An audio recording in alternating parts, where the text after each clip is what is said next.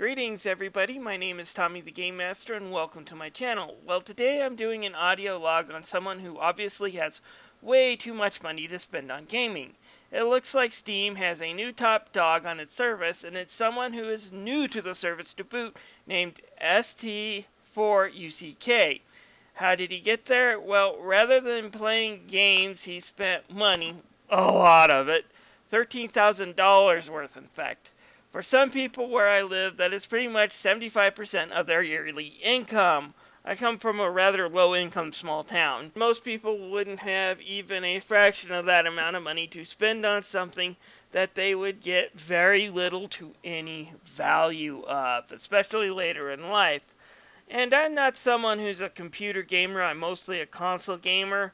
But I did go a little crazy on the Steam summer sale, and I spent over $100 worth of games, but I do plan on playing all of them, and some of these were games I plan on flipping by selling my physical copies and getting rid of the boxes on my shelf so I have more shelf space and maybe even a little more money on the pocket after all of it's done.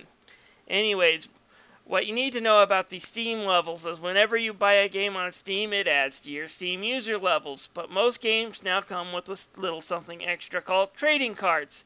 And during the Steam sale, they were also throwing in special trading cards for each $10 or more you purchase. And for each time you crafted a badge, you got these cards. Now, a badge is crafted whenever you have a complete set and decide to craft it, and it boosts your Steam level a lot.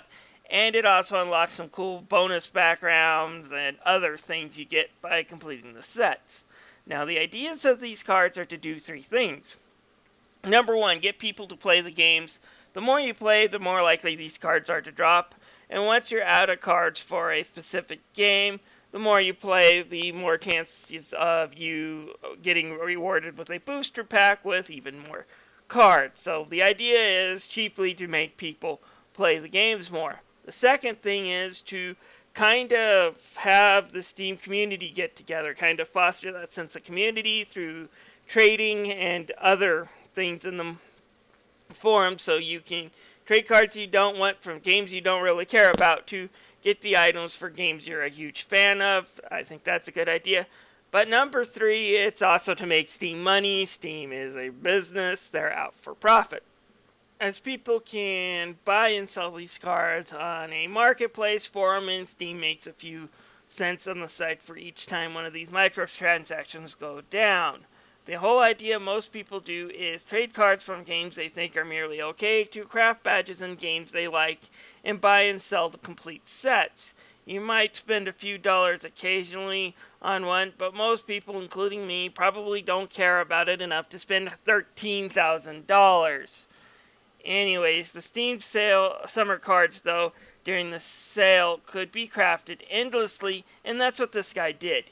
He had friends help him get cards, spent tons of money on new games, and crafted badges that had that bonuses, and in the end he managed to outdo even some of the longer users and players on the Steam. Now, my thoughts is that Steam is a store, obviously, so they want to make money, and more importantly, they want you to spend money. And I'm not faulting them for this type of marketing or anything. If people want to spend that kind of money to increase something like that, it really doesn't matter to me. But personally, I think it's kind of stupid. I spent that $100 on games I do plan on playing and trying out sometime, and some of them I do plan on making YouTube videos for and telling people about my experiences and whether or not they should get that game, wait for it on sale, etc. Personally, the Steam level really doesn't matter to me that much, at least not $13,000 worth. I have no idea if this guy's employed, what his age is. If he's fully employed and that's all his money, then he's free to spend it the way he wants. He worked for it, he earned it. However, if it belongs to mom and dad, they might want to think about taking the credit card away from Junior there, because he obviously does not know how to manage his money. Anyways, this is Tommy the Game Master signing out. If you have any comments about the story, feel free to leave them down below. I'll see you guys later.